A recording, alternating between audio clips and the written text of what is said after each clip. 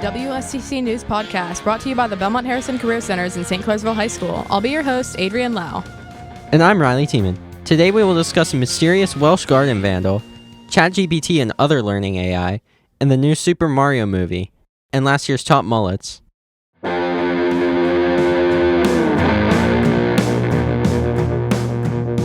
A couple in Pembrokeshire, Wales, investigated a creature vandalizing their land and were surprised to find a wild beaver, only the fourth found in Wales in 400 years. It all started when the couple, who wished to remain anonymous, found out that trees were going missing in the fields surrounding their home, seeming like they'd been chopped at by machetes. Curious, they set up a stealth camera to find out what person or creature had inflicted the damage. Shortly after being set up, the camera captured footage of the elusive animal, a beaver. Once hunted to extinction for their fur and meat, beavers are now being reintroduced to the United Kingdom in enclosed colonies. Farmers often see beavers as threats to their land, which may be the reason they aren't being released in the wild in most areas. Beavers are protected in England, but Wales has no legislation regarding them. The closest beaver colony to the couple's home is 50 miles away, and no escapes were reported.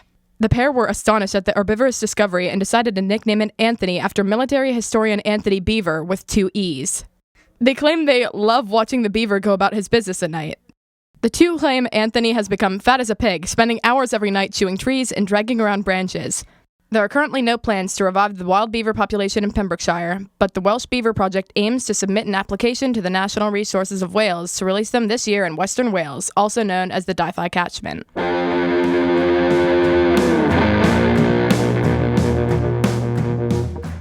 Every day, AI is advancing more and more, and one of the new advancements is called a plugin.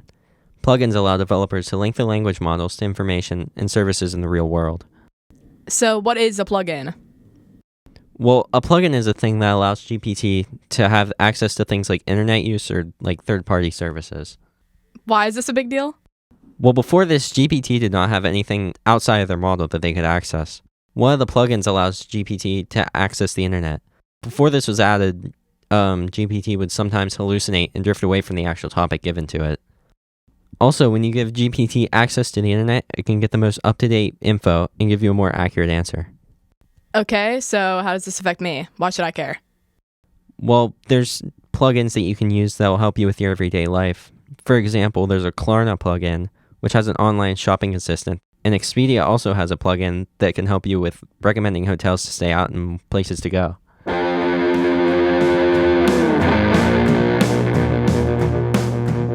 The 2023 Mario movie is a visually stunning and engaging adaptation of the beloved Nintendo franchise that offers a nostalgic trip down memory lane for fans of all ages.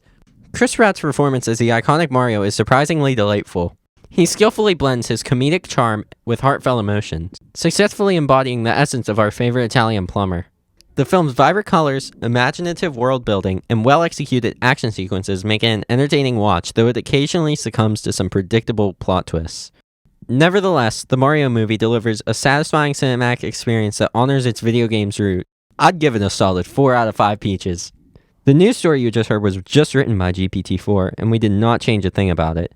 If you're already worried about AI becoming too powerful, we could use a language model like GPT-4 to write an entire news package for us. You'd never know.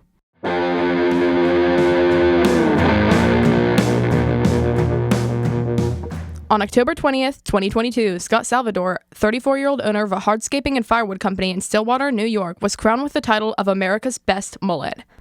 Before you mention it, I'm aware that the mullets have names as well. Would you mind mentioning them? Other notable contestants were Andy Forster with his mullet Wisconsin Waterfall, Rich Brandon Barron with the Papi Fuego, and Museo B. Chavez with the Oregon Trail. Salvador's winning mullet is named the Lord's Drapes, and he has been honing his masterpiece for like 4.5 years. When asked by Today News how he felt, Salvador declared, "It feels like I just won a mullet championship." When asked by Today News how he felt, Salvador declared, "It feels like I just won a mullet championship. I brought the title to Stillwater." Were there any awards for the nicest mullet? This seems like quite the accomplishment.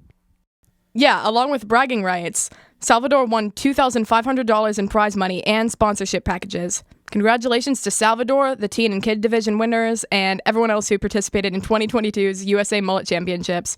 We are looking forward to seeing America's best mullets in the years to come.